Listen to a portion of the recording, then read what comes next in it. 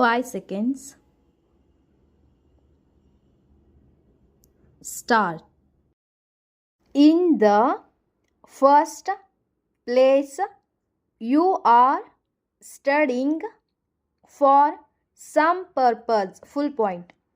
Perhaps it is solely to pass an examination or a series of examinations. Full point.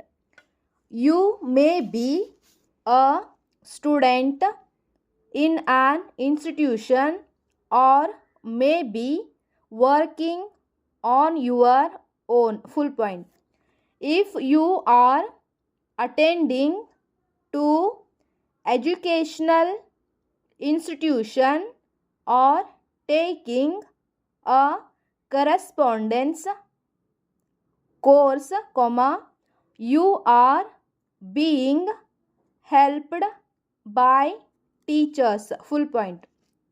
It is important in the first place for a student to understand what a teacher can do for him. Full point.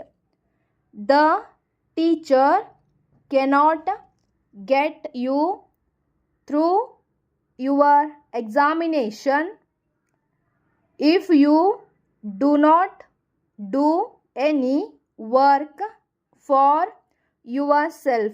Full point. You have to attend to him whether he is talking to you by lecturing or giving private tuition. Full point. Therefore, the first thing you have to do is to take note carefully of everything that he says. Full point. It is impossible to stop a teacher to ask questions. Full point. The least you can do is to remember those things you have found difficult and make up your mind in some way or other, either by asking questions or looking the matter up in books. Full point. Next para.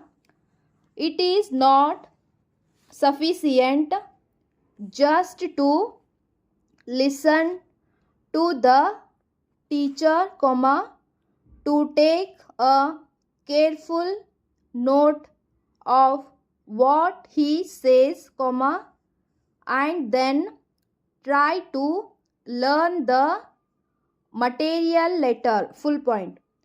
A student gets more out of this his teachers, the more work he is prepared to do entirely on his own. Full point. In the first place, he needs to think about what his teacher has said. Full point. The student has to put some questions which he feels necessary and then try to obtain answers from the teacher. Full point.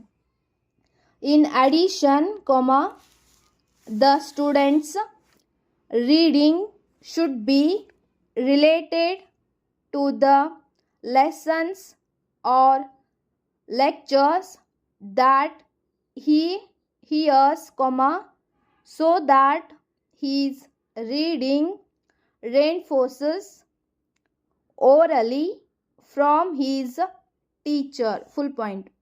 An ideal student is one who has already read carefully the subject with which his teacher is dealing. Full point. He can then listen attentively and take particular note of those points that have not come before him earlier. Full point.